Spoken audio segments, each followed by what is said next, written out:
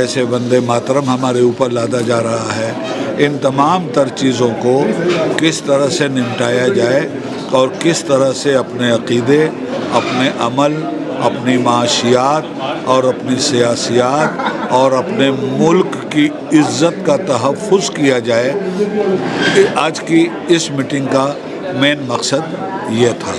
वंदे मातरम को लेकर जो बिल पास हुआ है उसको लेकर क्या? वंदे मातरम पर मेरी राय ये है कि एक वकीलों का पैनल बनना चाहिए और इसे कोर्ट में चैलेंज करना चाहिए। बात बिल्कुल क्लियर है। अगर वंदे मातरम का मतलब है मुल्क हम तेरी इज़्ज़त करते हैं, ऐ मादरे वतन हम तेरी इज़्ज़त करते हैं, अगर ये मतलब है तो कोई बात नहीं है। मगर ये मतलब अगर नहीं है और यकीनन नहीं है, मतलब ये है कि ऐ मादरे वतन हम तेरी इबादत करते हैं, तो हमारा फिर तो हमारा मज़हब ही तबाह हो जाएगा, हम मुसलमान ही नहीं रह जाएंगे।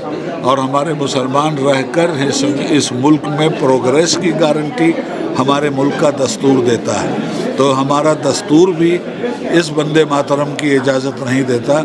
ये कानून सुप्रीम कोर्ट में जाके टूट जाएगा और इसको ले जा करके तोड़ना चाहिए। एक आखिरी सवाल रहेगा, क्योंकि ये बैठक जयपुर में हो रही है और राजस्थान के कई इलाकों में बॉर्डर एरियाज़ में अभी हाल ही में 10 से 12 मस्जिदों को शहीद कर दिया गया, और उत्तर प्रदेश या कई ऐसे राज्य हैं जहां पर लगातार इबादत गाहों के खिलाफ कार्रवाई हो रही है, तो इन सबको बचाने के लिए आप लोगों की क्या योजना है आगे की? देखिए, उसी को बचाने के लिए और उसी की हिफाजत के लिए इस मीटिंग में बहुत तफसीली बातें हुई हैं और उसके लिए एक लाहे अमल तय हो रहा है और एक कमेटी बन रही है।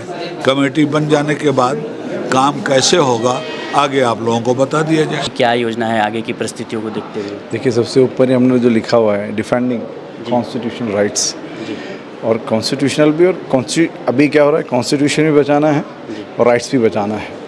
और ये हम लोग यहाँ से एक मैसेज देना चाहते हैं, सबसे अहम मैसेज, कि ये जो हम लोग अगर वक्फ और यूसीसी का भी डिस्कशन कर रहे हैं ना, तो ये कॉन्स्टिट्यूशन के लिए वेरी वेरी वेरी इंपॉर्टेंट है। आज जो लोग वक्फ या यूसीसी या इस तरह के जो कानून ला रहे हैं, वो गैर कानूनी कानून ला रहे हैं। वो लोग जस्ट लाइक एंटी नेशनल जैसे लोग हैं, एंटी नेशनल हैं। क्यों एंटी नेशनल हैं? कि जब बाबा साहब भीमराव अम्बेडकर की सदारत में एक कॉन्स्टिट्यूशन बना है, उस कॉन्स्टिट्यूशन के लिए जो सबको आज़ादी दी हुई है, आप जो 14 से लेकर 28 तक जितने भी आप देखेंगे समानता के अधिकार हैं या जो फ्रीडम ऑफ स्पीच के हैं, राइट टू स्पीच के हैं, वो तमाम चीज़ें धीरे धीरे, और जो रिलीजियस जो आइडेंटिटी है, उस आइडेंटिटी को ये लोग मुदाखलत कर रहे हैं। अभी आपको मालूम है, मंदिर चोरी के अंदर बोल रहे हैं कि मंदिर हमारा, चोरी कर लिए तो क्या है, बेशर्मी के साथ बोल रहे हैं, है ना। जबकि उन्हें ये समझना चाहिए कि आप एक छोटी चीज़ जो आप गलत कर रहे हो और चोरी कर रहे हो, चोरी तो चोरी होगी ना। आप ये तो बोल सकते थे कि अब गवर्नमेंट ही पूरा मस्जिद चोरी कर रही है, गवर्नमेंट पूरा जो है मदरसा चोरी कर रही है, यहाँ तक कि जो बुज़ुर्ग हैं जो कब्रिस्तानों में हैं या जो खानकाएँ हैं, उनको भी चोरी कर रही हैं। तो ये जो बेईमान सरकार है, ये सरासर संविधान के ख़िलाफ़ है। तो आज का अहम मकसद ये है कि ये वक्फ यूसीसी का हो, या जब बाबरी मस्जिद की बात आई थी, या जितने भी दीगर जो मुद्दे आजकल ये लोग दिखाते हैं ट्रिपल तलाक़ के नाम पर, ये मुद्दे अहम जो फंडामेंटल राइट्स के या कॉन्स्टिट्यूशन के ख़िलाफ़ ये लोग मुद्दे लेके आ रहे हैं। नंबर 1, फंडामेंटल राइट्स के ख़िलाफ़ मुद्दे लेके आ रहे हैं। और ये गवर्नमेंट सीधा सीधा जो हमारे आम शहरी हैं, उन्हें जो है एक तरफ ये बताना चाहूँगा कि जो ये गवर्नमेंट है, हमारे आम जो नागरिक हैं, जो आम शहरी हैं, उन्हें बेवकूफ़ बना रही है। ये लफ्ज़ मेरे को लगता है कि उन्हें समझना चाहिए। क्यों इस बात को बोल रहा हूँ? आप एनसीआरबी के डाटा उठाइए। आज भी जब इतना ये लोग बोल रहे हैं कि मुस्लिम की चूल्हे टाइट कर दिए हैं, मुसलमानों को मज़ा चखा दिया है, और ऐसे एक जो अंधभक्त लोग हैं या जो जिस तरह के बजरंगी उत्पात मचा रहे हैं, आप उसमें समझना चाहिए कि जो आज भी ये लोग जिस तरह से प्रेजेंट कर रहे हैं, उसमें सबसे बड़ा नेगेटिव क्या है? यहाँ पर एनसीआरबी का डाटा उठाएंगे तो सबसे ज़्यादा आज भी दलितों पर हमले हैं, मुसलमानों पर नहीं है।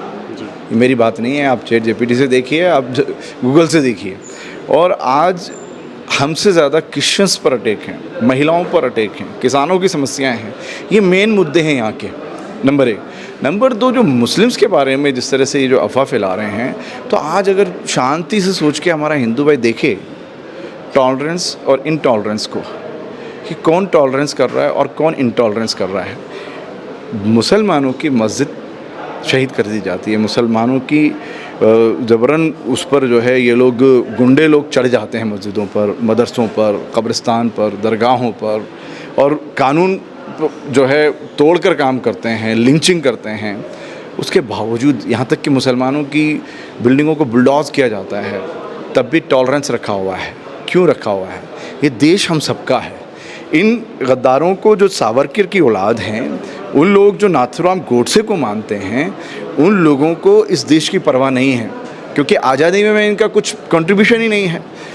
तो मुसलमान अगर देखा जाए तो इंडिया में सबसे ज़्यादा टॉलरेंस वाली कम्युनिटी है। इनटॉलरेंस वाली आरएसएस है, जो हिंदुत्व के नाम पर सबसे बड़ी गंद फैला रही है। वो लोग श्री राम के हिंदू की बात नहीं करते हैं। वो जो हिंदुत्व है, जो सावरकर की 2 नेशन थ्योरी है, या जो बांटने की जो अंग्रेज़ों की पॉलिसी है, वो उस अंग्रेजी पॉलिसी को लेकर हिंदुत्व की बात करती है। और जो यहाँ का मुसलमान है, यहाँ पर क्योंकि लाखों मुसलमानों ने देश की आज़ादी में शहादतें दी हैं, जेलें काटी हैं, लाठियाँ खाई हैं, और आज तक देश को बचाना चाहते हैं, क्योंकि आइडिया ऑफ इंडिया सबको लेकर है। ये गुलिस्तान है, सारे जहाँ से अच्छा हिंदुस्तान हमारा, हम बुलबुलें हैं इसके, ये गुलसिता हमारा। तो मुसलमान कभी भी देश को बनाने के लिए काम कर रहे हैं, और इस जो टॉलरेंस है, इसको ये लोग जो संघी लोग हैं उसको गलत लेके चल रहे हैं। आए दिन इस तरह के अटैक कर रहे हैं, क्योंकि संविधान को सबसे ज़्यादा फॉलो कर रहे हैं मुसलमान। और तो इस लड़ाई से लड़ने के लिए आप लोगों की क्या आज योजना बनी, जो तमाम लोग यहाँ पर मौजूद थे? तो ये जनरल इशू की बात की, और बहुत सारे इश्यूज़ हैं। तो हमने आज यहाँ पर डिस्कशन के अंदर रखा है अलग अलग ऑर्गेनाइजेशंस के, बड़े बड़े उलेमा लोगों का, और जो दीनी इदारों के अलावा जो हमारे दलित भाइयों के जो मेन लीडर्स हैं, कि हम लोग इस तरह का एक प्लेटफॉर्म चाहते हैं जिसमें हम इंडिया की बात करें, हम भारत की बात करें, हम की बात करें, हम भारत के लोग जो हमारा प्रस्ताव कि आप लोगों के साथ गैर मुस्लिम, खासतौर पर दलित भी आपके इस लड़ाई में साथ देंगे, साथ आएंगे? देखिए, दलित और जो हमारे हम वतन भाई हो तैयार हैं। मुसलमान अपनी लड़ाई को लेकर संवैधानिक तौर पर सड़कों पे नहीं आ रहा है। वो लोग तो इंतज़ार कर रहे हैं, सिख भाई सारे इंतज़ार कर रहे हैं, हमारे बुद्धिस्ट भाई इंतज़ार कर रहे हैं, हमारे दलित भाई इंतज़ार कर रहे हैं। बल्कि वो तो चाहते हैं कि भाई हम खुद मजलूम हैं, आप ज़बरदस्ती मजलूम बने हुए हो। तो हम ये कहना चाहते हैं, मुसलमान कभी भी मजलूम नहीं हो सकता। क्यों? क्योंकि अगर वो अपने मज़हब पर रहता है तो वो मजलूम की लड़ाई लड़ता है। खुद मजलूम कैसे बनेगा? उसके तो ईमान का पहला दर्जा है कि किसी पर अन्याय हो, नाइंसाफ़ी हो, तो हाथ से रोक के उस नाइंसाफ़ी को, ठीक है। और वो तो ये कहता है कि हमारे आर्टिकल ने हमें कह रहा है कि 34 से 44 आप जब अभी जो BNS बना दी इन्होंने, जो पहले 106 जो थी IPC, उसमें जो राइट दिए हुए हैं कि अगर आप एक बेगुनाह हैं और आपको कोई मारने आ रहा है, आप ऐसे मर जाओगे। कोई आपको लिंच करने आ रहा है, ऐसे लिंच कर लोगे। आपको तो पूरा प्रोटेक्शन का राइट दिया हुआ है। इसलिए ये उंडे गुंडे जो है ना, ये जो बन के घूम रहे हैं, ये दम कुछ नहीं है इनमें। इसी मुद्दे पे आ रहा था कि खास तौर पर राजस्थान और हरियाणा के इलाकों में लगातार जो गरीब मुसलमान हैं, उनको गौ रक्षा के नाम पर जो है उनका कत्ल किया जाता है, मॉब लिंचिंग की जाती है। तो इस तरह की परिस्थितियों का सामना करने के लिए आप लोगों की क्या योजना है? क्या कानूनी सहायता उन परिवारों को दी जाएगी, या किस तरह की सहायता? देखिए, नंबर 1 तो ये जो एटमॉस्फेयर क्रिएट करने के लिए काम करते हैं। जहाँ चंद 2-4 मुसलमान देख लिए छोटी बस्ती के अंदर, या कहीं बाहर ऐसे देख लिए, या कोई गरीब महिला, या जैसे आपको मालूम होगा एक महिला को मार के शराब पिला देना, वो भी रमज़ान रखी हुई बिहार में। ऐसे छोटे जो बच्चे होते हैं उन पर हमला करेंगे, या कुछ बुज़ुर्गों पर। तो ये लोग टेरर फैलाना चाहते हैं। ये सोचते हैं कि मुसलमान इससे डर जाए, और ये सब चीज़ें जो देश की बात कर रहा है उसको, जो दलितों के साथ खड़ा होना है, जो उसे मज़दूरों के साथ में और गरीबों के साथ खड़ा होना है, वो ना खड़ा हो, अपने में उलझ जाए।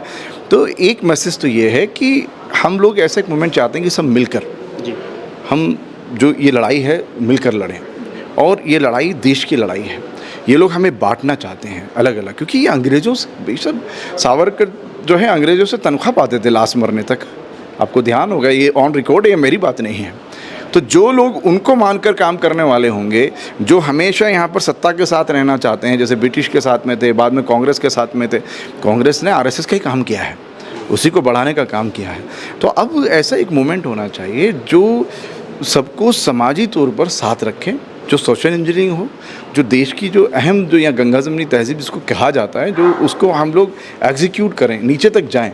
क्या आपको पहचानना चाहिए, जब किसी दलित पे हमला हो तो एक मुसलमान खड़ा हो, जब किसी मुसलमान पे खड़ा हो तो एक आदिवासी भाई खड़ा हो, जब एक आदिवासी पर हमला हो तो ओबीसी खड़ा हो, जब ओबीसी पे हमला हो तो महिलाओं पर हमला हो तो हम सब मिलकर खड़े हों। ये एक भारत जिसका सपना हमारे बुज़ुर्गों ने शहादतें देकर किया है, चाहे वो भगत सिंह हो, चाहे अबुल कलाम आज़ाद हो, चाहे हमारे और जो बुज़ुर्ग हैं वो सब तमाम हो, जिन्होंने अशफाक़ुल्लाह खां हैं, इन लोगों ने जो कुर्बानियाँ दी हैं। इन फांसीवादियों ने कुछ कुर्बानियाँ नहीं दी हैं, इन फांसीवादियों के लिए देश नहीं छोड़ा है।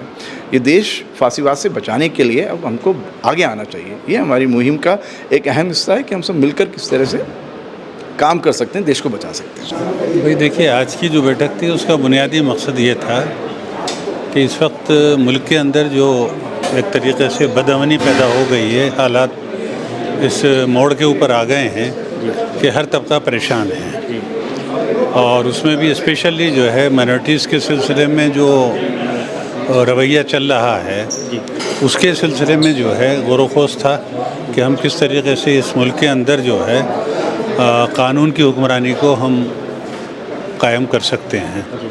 तो उसके सिलसिले में मुख्तलिफ़ ज़िम्मेदार लोग यहाँ जमा हुए थे और मुख्तलिफ़ बातें आई थी।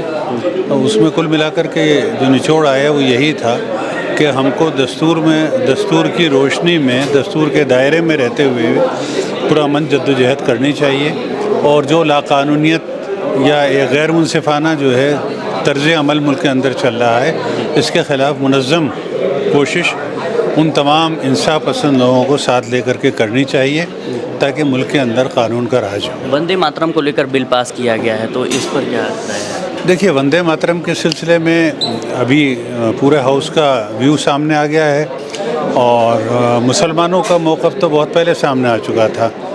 हम पहले भी हमने कहा है कि हम मुल्क का जो राष्ट्रगान है उसका भी एहतराम करते हैं, और अब कानूनी तौर पर ये जो नाफिज कर दिया गया है, चाहे संख्या बल के आधार के ऊपर इसको पास करवा दिया गया हो, अब चूँकि पास हो गया है तो हम जैसे राष्ट्रगान का एहतराम करते हैं ऐसे इसको भी जो है हम मानते हैं। लेकिन अगर इसको गाने के लिए या इसको बुनियाद बना करके हमारे अक़ीदों के ऊपर हमला किया गया तो हम उसको पसंद नहीं करेंगे, और अगर ज़रूरत पड़ी तो हम हुकूमत को मजबूर करेंगे कि इनके इक़दामात से बाज़ आए। इन तमाम चीज़ों का सामना करने के लिए आप लोगों के पास क्या आगे की राय है? देखिए, आगे का लाहे अमल वैसे तो मुल्क के अंदर जो बड़ी बड़ी मिल्लत की तंजीमें हैं वो अपने तौर पर काम कर ही रही हैं और काफ़ी मौसर अंदाज में काम कर रही हैं, लेकिन फिर भी ज़रूरत इस बात की महसूस हो रही है कि कोई मुश्तरका कोशिश हो।